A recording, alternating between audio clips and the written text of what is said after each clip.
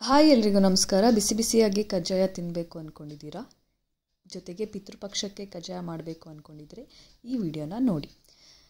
ಮೊದಲಿಗೆ ನಾನಿಲ್ಲಿ ಹಸಿಟ್ಟು ಹೇಗೆ ಮಾಡೋದು ಅಂತ ಹೇಳ್ಕೊಡ್ತೀನಿ. ಪಿತೃಪಕ್ಷಕ್ಕೆ ನಾವು ಮಾಡ್ತಿರೋದ್ರಿಂದ ಹಸಿಟ್ಟನ್ನ ಆಲ್ರೆಡಿ ನಾನು ರೆಡಿ ಮಾಡಿ ಇಟ್ಕೊಂಡ್ಬಿಟ್ಟಿದ್ದೆ.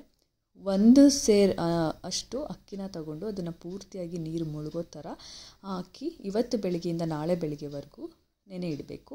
ನಂತರ ನೀರೆಲ್ಲ ತೆಗೆದು ನಾಳೆ ಬೆಳಿಗ್ಗೆ ಅದನ್ನು ಮಿಕ್ಸಿಗೆ ಹಾಕಿ ಪುಡಿ ಮಾಡಿ ಇಟ್ಕೋಬೇಕು. ಪುಡಿ ಮಾಡಿದ್ದನ್ನು ಜರಡಿ ಮಾಡಿ ಇಟ್ಕೊಂಡ್ರೆ ಹಸಿಟ್ಟು ರೆಡಿ ಇರುತ್ತೆ. ಆಮೇಲೆ ಪಾಕಕ್ಕೆ ರೆಡಿ ಮಾಡ್ಕೋಬೇಕು. 1 ಸೇರಿಗೆ 12 ಅಚ್ಚು ಬೆಲ್ಲನ ತೊಗೊಂಡು ಅದನ್ನು ಸ್ವಲ್ಪ ಕುಟ್ಟಿ ಪುಡಿ ಮಾಡಿಕೊಂಡು ಅದಕ್ಕೆ 1/4 ಲೋಟದಷ್ಟು ನೀರನ್ನ ಹಾಕ್ಕೊಂಡು ಪಾಕ ಬರೋವರೆಗೂ ರೆಡಿ ಮಾಡಬೇಕು. ಪಾಕ ಹೇಗೆ ಬರುತ್ತೆ ಅಂದರೆ ಬೆಲ್ಲ ಪೂರ್ತಿಯಾಗಿ ಕರಗಿ ಅದನ್ನು ನೀರಿಗೆ ಸ್ವಲ್ಪ ತೆಗೆದು ಹಾಕಿದ್ರೆ ಅದು ಉಂಡೆ ಥರ ಆಗುತ್ತೆ. ಆಗ ಪಾಕ ಬಂದಿದೆ ಅಂತ ಅರ್ಥ.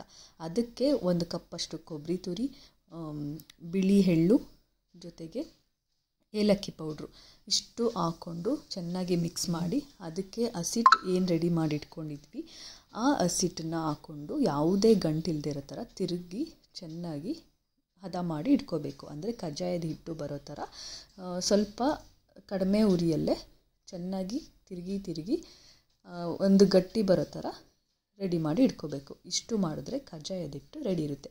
ಆ ಕಜ್ಜಾಯದ ಹಿಟ್ಟನ್ನು ತಗೊಂಡು ನೀವು ಕೈಯಲ್ಲಾದರೂ ಸರಿ ಅಥವಾ ಒಂದು ಬಟ್ಟೆ ಅಥವಾ ಪೇಪರ್ ಯಾವುದು ನಿಮಗೆ ಕಂಫರ್ಟ್ ಇರುತ್ತೆ ಅದಕ್ಕೆ ಒಂದು ಚಿಕ್ಕದಾಗಿ ಉಂಡೆ ಥರ ಮಾಡಿಕೊಂಡು ಅದಕ್ಕೆ ನೀಟಾಗಿ ಈ ಥರ ತಟ್ಟಿ ಅದನ್ನು ತೆಗೆದು ಕಾದಿರೋ ಎಣ್ಣೆಗೆ ಹಾಕ್ಕೊಂಡು ಎರಡೂ ಕಡೆ ಬೇಯಿಸಿ ಇಟ್ಕೊಂಡ್ರೆ ಕಜ್ಜಾಯ ರೆಡಿ ಇರುತ್ತೆ. ಬಿಸಿ ಬಿಸಿ ಕಜ್ಜಾಯ ರೆಡಿ. ಇದನ್ನು ಆದಷ್ಟು ಬೇಗ ಕೂಡ ಮಾಡ್ಕೋಬೋದು. ಅಷ್ಟೇ ಈಸಿಯಾಗಿರುತ್ತೆ, ತುಂಬ ಟೇಸ್ಟಿಯಾಗಿರುತ್ತೆ. ನೀವು ಒಂದ್ಸಲ ಮನೇಲಿ ಟ್ರೈ ಮಾಡಿ. ನನ್ನ ವಿಡಿಯೋ ನಿಮಗೆ ಇಷ್ಟ ಆಗಿದರೆ ಲೈಕ್ ಮಾಡಿ, ಶೇರ್ ಮಾಡಿ, ಕಮೆಂಟ್ ಮಾಡಿ ಆ್ಯಂಡ್ ಸಬ್ಸ್ಕ್ರೈಬ್ ಮಾಡಿ ಅಂತ ಹೇಳ್ತೀನಿ. Thank you.